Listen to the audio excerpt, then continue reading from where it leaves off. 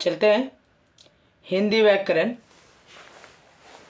वर्ग 10वां और 9वां के लिए। आज का मेन टॉपिक है संज्ञा पर। किस पर है? संज्ञा पर। चलते हैं, हम लोग बात करते हैं संज्ञा की परिभाषा क्या होती है।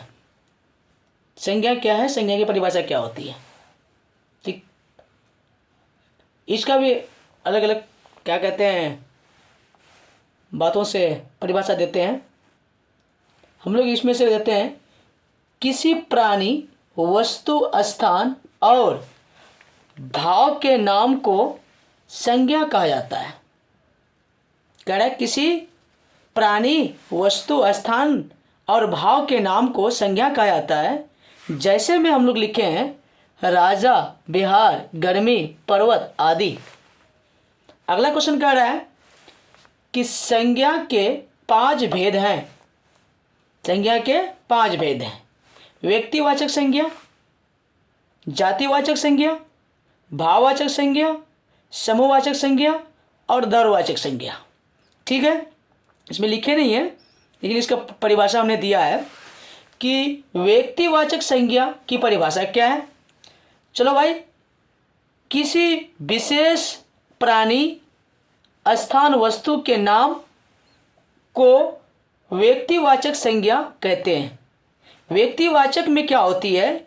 जिसमें एक व्यक्ति स्थान, वस्तु का बोध होता है, ये व्यक्तिवाचक संज्ञा के अंतर्गत आ जाता है। जैसे राम, गंगा, पटना, हिमालय आदि। अगला क्वेश्चन कह रहा है कि जातिवाचक संज्ञा की परिभाषा क्या है? कि जिस संज्ञा से किसी जाति के संपूर्ण पदार्थों का बोध हो उसे जातिवाचक संज्ञा कहते हैं। जिससे किसी की जाति का पता चले उसे जातिवाचक संज्ञा कहते हैं। जैसे में लिखा है गाय, घोड़ा, फल फूल, आदमी, औरत आदि। उसके बाद भाववाचक संज्ञा की बात कर रहे हैं हम लोग। किसकी बात कर रहे हैं हम लोग? भाववाचक की। भाववाचक संज्ञा की परिभाषा क्या है? कि जिस संज्ञा से वस्तु, जाति के गुण, धर्म और स्वभाव का पता चले या बोध होता है उसे भाववाचक संज्ञा कहते हैं।